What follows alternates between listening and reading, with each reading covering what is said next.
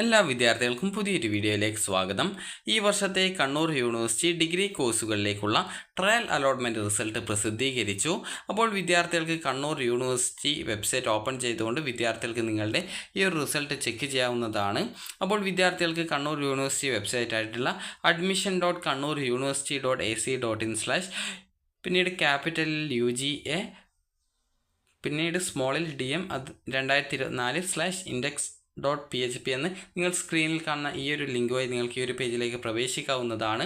അപ്പോൾ വിദ്യാർത്ഥികൾക്ക് നിങ്ങളുടെ ആപ്ലിക്കേഷൻ നമ്പർ, അതുപോലെ തന്നെ പാസ്വേഡ്, അതുപോലെ തന്നെ നിങ്ങളുടെ വെരിഫിക്കേഷൻ കോഡ് എന്നിവ നൽകിക്കൊണ്ട് വിദ്യാർത്ഥികൾക്ക് നിങ്ങൾക്ക് നിങ്ങളുടെ ആ ഒരു ലോഗിൻ ചെയ്യാവുന്നതാണ്. ഇവിടെ വെരിഫിക്കേഷൻ കോഡ് എന്ന് ചോദിക്കുന്നത് നിങ്ങളുടെ സ്ക്രീനിൽ കാണുന്ന ഇവിടെ ജസ്റ്റ് എൻ്റർ വെരിഫിക്കേഷൻ കോഡ് എന്നുള്ള ആ ഒരു കോളത്തിൻ്റെ ഭാഗത്ത് തന്നെ നിങ്ങൾക്ക് അവിടെ കുറച്ച് നമ്പേഴ്സ് കാണാൻ പറ്റും. ഇവിടെ 2133 എന്നുള്ള ആ ഒരു നമ്പറാണ് എങ്കിലും നിങ്ങൾ നോക്കുന്ന സമയത്ത് നിങ്ങൾക്ക് വേറെ നമ്പറാണ് കാണാൻ സാധിക്കുക. അപ്പോൾ ആ ഒരു നമ്പർ കറക്റ്റായിട്ട് ടൈപ്പ് ചെയ്ത് കൊടുക്കുക. അപ്പോൾ അതിനുശേഷം നിങ്ങൾ ഈ ലോഗിൻ ബട്ടണിൽ ക്ലിക്ക് ചെയ്യുക. അപ്പോൾ ലോഗിൻ ആയിക്കഴിഞ്ഞാൽ നിങ്ങൾക്ക് ട്രയൽ അലോട്ട്മെൻറ്റ് റിസൾട്ട് നിങ്ങൾക്ക് കാണാൻ സാധിക്കും. അപ്പോൾ ആ ഒരു ലിങ്കിൽ ക്ലിക്ക് ചെയ്യുന്ന സമയത്ത് നിങ്ങൾക്ക് ട്രയൽ അലോട്ട്മെൻറ്റ് കിട്ടിയിട്ടുണ്ടോ ഇല്ലയോ എന്നുള്ള കാര്യം നിങ്ങൾക്ക് അറിയാനായിട്ട് സാധിക്കുന്നതാണ്. അപ്പോൾ ട്രയൽ അലോട്ട്മെൻറ്റ് കിട്ടിയാലും കിട്ടിയിട്ടില്ലെങ്കിൽ പ്രത്യേകിച്ചൊന്നും വലിയ പ്രോബ്ലം ഒന്നുമില്ല. കാരണം ട്രയൽ അലോട്ട്മെൻറ്റ് കിട്ടിക്കഴിഞ്ഞാൽ അഡ്മിഷനൊന്നും ലഭിക്കുന്നതല്ല. അതുപോലെ തന്നെ നിങ്ങൾക്ക് ഓപ്ഷൻസിലോ മറ്റെന്തെങ്കിലും ഡീറ്റെയിൽസിലോ മാറ്റങ്ങൾ വരുത്തണമെന്നുണ്ടെങ്കിൽ വിദ്യാർത്ഥികൾക്ക് ഈ ഒരു ജൂൺ 3-ാം തീയതി വരെ ഈ ഒരു അപേക്ഷയിൽ വേണ്ട മാറ്റങ്ങൾ വരുത്താവുന്നതാണ്. അപ്പോൾ വിദ്യാർത്ഥികൾക്ക് അതിനുള്ള അവസരം ഈ ഒരു വെബ്സൈറ്റിൽ ലോഗിൻ ചെയ്ത് കഴിഞ്ഞാൽ അതിനുള്ള അവസരം വെബ്സൈറ്റിൽ ലഭ്യമാക്കിയിട്ടുണ്ട്. അതുകൊണ്ട് തന്നെ വിദ്യാർത്ഥികൾക്ക് ഈ ഒരു അപേക്ഷ ഇതുവരെ നൽകാത്ത വിദ്യാർത്ഥികൾ ഉണ്ട് എങ്കിൽ വിദ്യാർത്ഥികൾക്ക് ഈ ഒരു അതായത് ജൂൺ 3-ാം തീയതി വരെ ഓൺലൈനായിട്ട് ഈ ഒരു അപേക്ഷ നൽകാവുന്നതാണ്. അപ്പോൾ വിദ്യാർത്ഥികൾക്ക് ഇവിടെ ജൂൺ 3-ാം തീയതി വരെ അപേക്ഷയിൽ ആവശ്യമായിട്ടുള്ള ഏതൊരു വിധത്തിലുള്ള എഡിറ്റിങ്ങുകളും നിങ്ങൾക്ക് ചെയ്യാം. അതായത് കോഴ്സ് ഓപ്ഷൻസ് ചേഞ്ച് ചെയ്യണമെങ്കിൽ ആ ഒരു രീതിയിൽ ചെയ്യാം. അപ്പോൾ ഒരു വിദ്യാർത്ഥിക്ക് 20 ഓപ്ഷൻസാണ് മാക്സിമം നൽകാനായിട്ട് സാധിക്കുക. അതുപോലെ തന്നെ നിങ്ങൾക്ക് ഓരോ കോഴ്സ് ഡീറ്റെയിൽസ് അറിയുന്നതിനായിട്ട് ഇവിടെ പ്രോഗ്രാംസ് എന്നുള്ള ഓപ്ഷൻ കൊടുത്തിട്ടുണ്ട്. അതായത് പ്രോഗ്രാംസ് എന്നുള്ള മെനു ഐറ്റം കൊടുത്തിട്ടുണ്ട്. അത് നിങ്ങൾ ക്ലിക്ക് ചെയ്ത് കഴിഞ്ഞാൽ വിദ്യാർത്ഥികൾക്ക് ആ ഒരു പേജിലേക്ക് പോകുന്നതായിരിക്കും. അവിടെ ഓരോ കോഴ്സിൻ്റെ പേരും കാണാൻ പറ്റും. ആ ഒരു കോഴ്സിൽ ജസ്റ്റ് ഒന്ന് ക്ലിക്ക് ചെയ്യുമ്പോൾ അത് താഴോട്ടേക്ക് ലിസ്റ്റഡ് ആയിട്ട് അതിൽ ആ ഒരു കോഴ്സിൻ്റെ എലിജിബിലിറ്റി എന്താണ്, ആ ഒരു കോഴ്സ് ഏതൊക്കെ കോളേജുകളിലാണുള്ളത്, ആ ഒരു കോളേജ് എയ്ഡഡ് ആണോ സെൽഫ് ഫിനാൻസ് ആണോ ഗവൺമെൻറ് കോളേജ് ആണോ എന്നുള്ളത് മനസ്സിലാക്കാം. ഈ ഒരു എയ്ഡഡ് കോളേജിനെയും അതുപോലെ ഗവൺമെൻറ് കോളേജിനെയും താരതമ്യം ചെയ്യുന്ന സമയത്ത് ഈ ഒരു സെൽഫ് ഫിനാൻസ് കോളേജ് ഫീസ് കൂടുതലായിരിക്കും. ഓരോ സെമസ്റ്ററിലും നല്ലൊരു ഫീസ് തന്നെ വരുന്നതാണ്. അക്കാര്യം വിദ്യാർത്ഥികൾ പ്രത്യേകം ശ്രദ്ധിക്കുക. BCA അതുപോലെ തന്നെ BSc കമ്പ്യൂട്ടർ സയൻസ് ഇതുപോലുള്ള കോഴ്സുകളൊക്കെ കൂടുതൽ ഈ ഒരു സെൽഫ് ഫിനാൻസ് കോളേജുകളിലാണ് കാണാറുള്ളത്.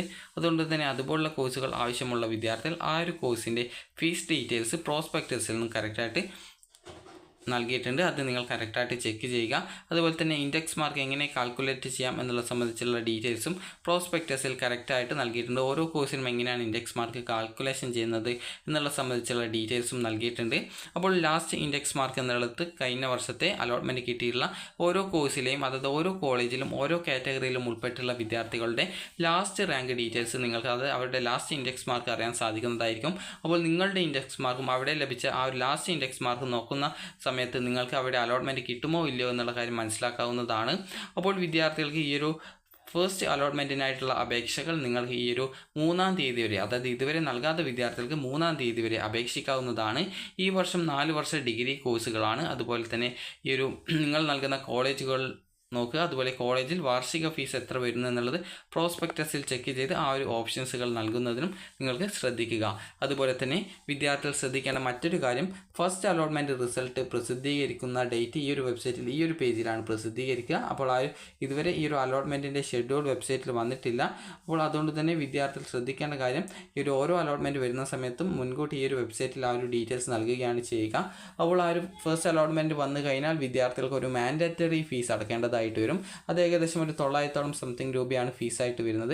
അത് കോളേജിലല്ല യൂണിവേഴ്സിറ്റി അഡ്മിഷൻ ഫീസ് ഇനത്തിൽ അടക്കേണ്ടതാണ്. അപ്പോൾ ആ ഒരു മാൻഡേറ്ററി ഫീസ് നിങ്ങൾ ഈ ഒരു ഫസ്റ്റ് അലോട്ട്മെൻറ്റ് കിട്ടിക്കഴിഞ്ഞാൽ അടക്കുകയും അതുപോലെ തന്നെ ആ ഒരു സമയത്ത് നിങ്ങൾക്ക് നിർദ്ദേശങ്ങൾ ഉണ്ടാകും. അതായത് ഫസ്റ്റ് അലോട്ട്മെൻറ്റിന് ശേഷമാണോ അല്ലെങ്കിൽ സെക്കൻഡ് അലോട്ട്മെൻറ്റിന് ശേഷമാണോ വിദ്യാർത്ഥികൾ കോളേജിൽ അഡ്മിഷൻ നേടേണ്ടത് എന്നുള്ള സംബന്ധിച്ചുള്ള ഡീറ്റെയിൽസുകൾ കറക്റ്റായിട്ട് വിദ്യാർത്ഥികൾക്ക് ഇവിടെ നൽകിയിട്ടുണ്ട്. അതായത് പ്രവേശനം നേടുന്ന വിദ്യാർത്ഥികൾക്കുള്ള മാർഗ്ഗനിർദ്ദേശത്തിൽ കറക്റ്റായിട്ട് എപ്പോഴാണ് അഡ്മിഷൻ നേടേണ്ടത് എന്നുള്ള സംബന്ധിച്ചുള്ള ആ ഒരു ഇൻസ്ട്രക്ഷൻസ് വിദ്യാർത്ഥികൾക്ക് വേണ്ടിയിട്ട് നൽകിയിട്ടുണ്ട്. അപ്പോൾ വിദ്യാർത്ഥികൾ അത് കറക്റ്റായിട്ട് വായിച്ച് നോക്കുക. അപ്പോൾ ഈ ഒരു ഫസ്റ്റ് അലോട്ട്മെൻറ്റ് വരുന്ന സമയത്ത് വിദ്യാർത്ഥികൾക്ക് ആ ഒരു ഡീറ്റെയിൽസ് വെബ്സൈറ്റിൽ പ്രസിദ്ധീകരിക്കുന്നതായിരിക്കും. അപ്പോൾ നിങ്ങൾക്ക് ഈ ഒരു അതായത് അലോട്ട്മെൻറ്റ് കിട്ടുകയാണെങ്കിൽ വിദ്യാർത്ഥികൾ നിർബന്ധമായിട്ടും ഈ ഒരു മാൻഡേറ്ററി ഫീസ് അടക്കുകയും അലോട്ട്മെൻറ്റ് ലഭിച്ച കോളേജിൽ ടെമ്പററി ആയിട്ടോ അല്ലെങ്കിൽ പെർമനൻ്റ് ആയിട്ടോ അഡ്മിഷൻ നേടേണ്ടതായിട്ടും വരുന്നതാണ്. അപ്പോൾ ഫസ്റ്റ് അലോട്ട്മെൻറ്റിന് ശേഷമാണോ സെക്കൻഡ് അലോട്ട്മെൻറ്റിന് ശേഷമാണോ കോളേജിൽ ജോയിൻ ചെയ്യേണ്ടത് എന്നത് സംബന്ധിച്ചുള്ള ഡീറ്റെയിൽസുകൾ വെബ്സൈറ്റിൽ പ്രസിദ്ധീകരിക്കുന്നതായിരിക്കും.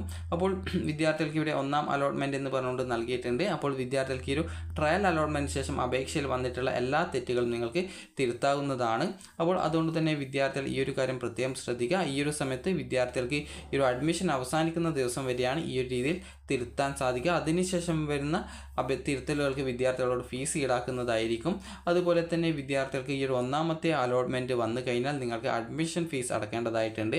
അതായത് ഈ ഒരു നേരത്തെ പറഞ്ഞതുപോലെയുള്ള മാൻഡേറ്ററി ഫീസ്, അതായത് നിർബന്ധമായിട്ടും അടക്കേണ്ട ഫീസ്. അപ്പോൾ നിങ്ങൾക്ക് ആ ഒരു അലോട്ട്മെൻറ്റ് തൃപ്തരാണെങ്കിൽ ഹയർ ഓപ്ഷൻസ് റിമൂവ് ചെയ്യാവുന്നതാണ്.